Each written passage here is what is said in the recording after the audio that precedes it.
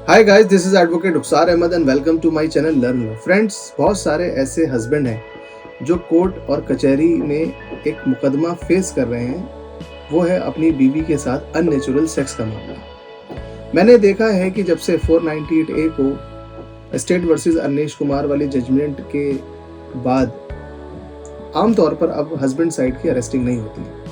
498A के allegations होते हैं, 406 के एलिगेशंस होते हैं, सेक्शन 34 भी होता है, डॉरी प्रोहिबिशन एक्ट के भी सेक्शन 3 और 4 उसके अंदर लगा दिए जाते हैं। और पहले क्या होता था, इसमें बड़े पैमाने पर हस्बैंड और उसके घर वालों की अरेस्टिंग हो जाती थी, लेकिन अब पुलिस ज्यादातर मामलों में बाउंड डाउन करके छोड़ देती है। कानून के साथ कुछ और चेंजिंग की गई।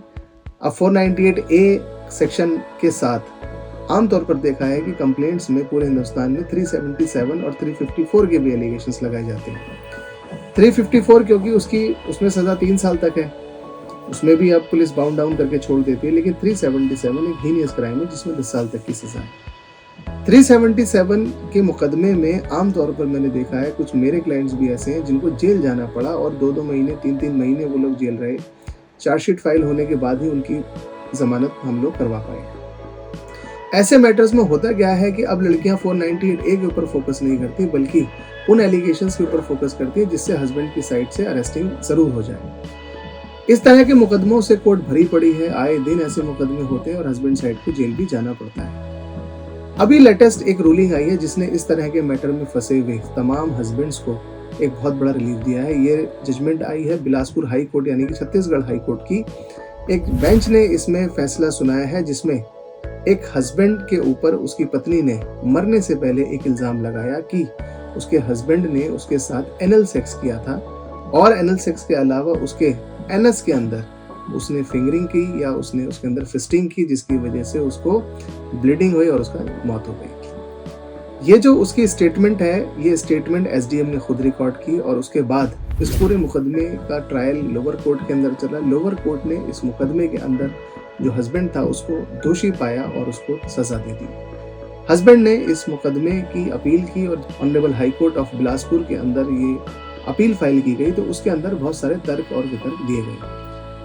हस्बैंड साइड से ये कहा गया कि लड़की को पहले से ही पाइल्स यानी कि बवासीर की दिक्कत थी और उसको खून भी उसके एनस से आया करता था। दूसरी तरफ पोस्टमार्टम रिपोर्ट के अंदर भी ये कहा गया है कि लड़की की जो अंदरूनी परत थी, जिसको पेरिटोनाइटिस कहा जाता है, यानी कि उसके अंदरूनी हिस्से में सूजन थी और उसमें उसके 1 या 2 छेद भी थे, जिसकी वजह से उसकी मौत हुई। हाईकोर्ट ने पूरे मामले को बहुत गहराई से सोचा समझा, पोस्टमार्टम रिपोर्ट को देखा और दोनों पक्षों की सुनवाई करने के बाद ये फैसला सुनाया कि धारा 375, 376 और इनके जो अपवाद हैं, अगर इनको सही से पढ़ा जाए तो कोई ऐसा प्रोविजन नहीं है जिसके अंदर हस्बैंड के ऊपर इस तरह की कार्रवाई की जा सके। यानी कि अगर पति पत्नी के बीच में कोई भी सेक्सुअल एक्ट सहमति से हुआ है या सहमति के बगैर हुआ है, वो एक पनिशेबल ऑफेंस नहीं है। यानी कि अगर पति ने अपनी पत्नी की सहमति के बिना भी 377 कमिट की है, यानी कि उसने एनल सेक्स किया है, तो भी वो एक अपराध की श्रेणी में इंडियन पीनल कोड के अकॉर्डिंग नहीं आएगा।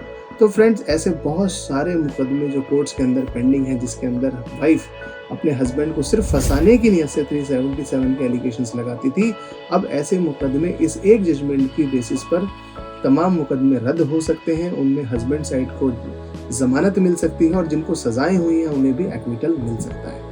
फ्रेंड्स, आई होप आपको ये जजमेंट समझ में आई होगी। लास्ट में मैं आपको बता भी देता हूँ, इस जजमेंट का नाम है Gorakhnath Sharma versus state of Chhattisgarh, जो कल ही आई है।